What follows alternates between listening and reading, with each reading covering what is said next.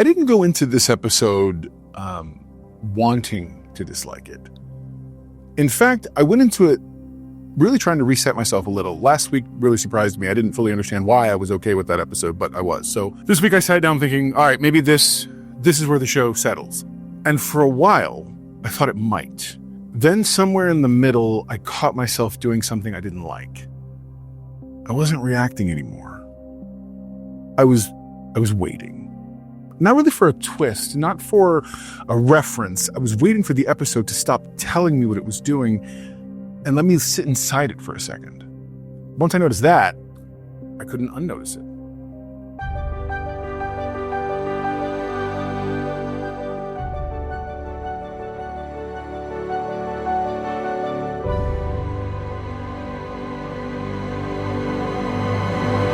What's up, my know-it-alls? We're talking about Star Trek Starfleet Academy Episode 4, Series Acclimation Mil. This probably isn't going to be a normal episode-by-episode review for me going forward, but I need to talk through this one because it clarifies something about how this show behaves when it gets uncomfortable. This isn't a rage take, it's not a culture war thing, and I'm not trying to light anything on fire. I'm trying to explain why an episode with this much intention left me feeling oddly empty. Let me say this clearly. There are parts of this episode that almost worked for me. The idea of revisiting Sisko's legacy in the far future isn't bad on paper. Framing that legacy through a character who's also positioned as an emissary of sorts makes sense conceptually. Even the tone. The episode is gentle, reflective, thoughtful in places. For the first stretch, I kept thinking, okay, maybe this is going to slow down. Maybe this is going to let something land. And then it didn't. I want to stay here for a moment because this is really where the disconnect actually started, and I didn't have language for it right away. Everything in this episode arrives with an explanation attached. Every idea, every belief, every emotional beat, nothing is allowed to exist on its own for very long. When Sam questions faith, it doesn't sit there. It resolves quickly, cleanly, almost too cleanly. At first, I thought maybe that was just the rhythm of the episode. Maybe this is how the show moves. But the longer it went, the more boxed in it felt. I didn't feel challenged. I felt managed. I felt handled. I'm not even sure that bothered me immediately. I remember thinking, am I being unfair? Is this just modern pacing? Am I resisting something that isn't actually a problem? I don't know. I still don't fully know. What I do know is how it felt. Here's the exact moment where it all broke for me. Sam's entire mission is to understand humanoid life. So when she confronts the Bajorans, dismisses their belief system, and then later learns her lesson somewhere else, I kept waiting for the obvious follow-up. I thought, surely we're going back. Surely there's a moment where she sits with them again, where she acknowledges the misstep, where she listens instead of interrogating. You know the one I'm talking about? And it never happens. And that absence stuck with me longer than anything she said, because I didn't feel like the episode had resolved something. I felt like it had avoided repair. She doesn't change through interaction. She changes because the episode tells her that she has to. That's not curiosity. That's a narrative checkbox. This is where the legacy elements come in, and I really want to be precise here. They are not the problem. In truth, they're the relief valve. Jake Sisko works. Cirroc Lofton is genuinely moving. That weight landed on me immediately, but it didn't land because of Sam.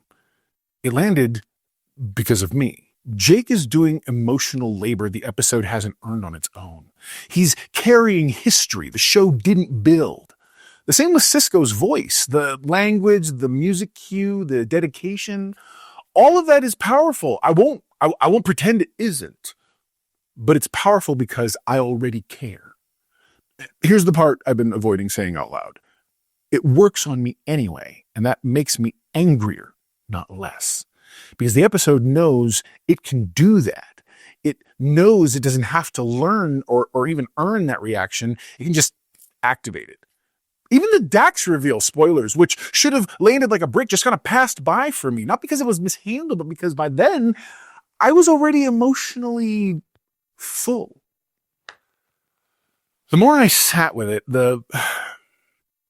I think the clearer the pattern became. Whenever the episode could have slowed down and let something be awkward or unresolved, it takes a shortcut. Alcohol replaces earned intimacy. Legacy replaces earned history. And exposition replaces silence. The Doctor and Jet Reno are here, but they don't really complicate anything. They don't really force anything to happen. They're just sort of there. They exist. They occupy space in the B plot. You know, that whole, and the War College B plot, in the very beginning, I thought it was going to mirror everything, but then almost, and then it just stops. When I say these are shortcuts, I don't mean that morally. I mean it's a writing choice. The harder version of these scenes would have been quieter, slower, probably uncomfortable, probably less quotable. It would have required the actors to sit in uncertainty. It would have required the edit to sort of let a beat die. And that's risky. This episode doesn't take any kind of risks. This show refuses to take serious risks. And by the end of the episode, I wasn't angry yet. I was disengaged. And I think that's worse. Sam's independence felt pre-approved. Her growth felt ideological. The future felt thinner than the past. The show jumps 800 years in the future, but every time it needs emotional weight, it keeps reaching backward. That's when the frustration finally tipped into anger. Not because of the ideas, because of how safe the execution was. So there you go. Now you know. And if knowing's half the battle, you're halfway to being a know-it-all yourself. So what is the know-it-all index for this episode? This episode isn't bad. It's average. And I think average here is a problem. Because bad episodes, they can be fixed. They provoke. Average ones quietly train you to stop expecting more. And that's why for me, this episode's a 5 out of 10.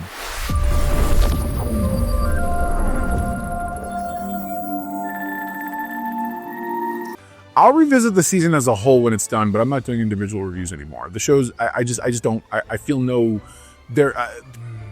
I don't see a reason to do that. So let me know down below in the comments what you think. Was I wrong? Was I right?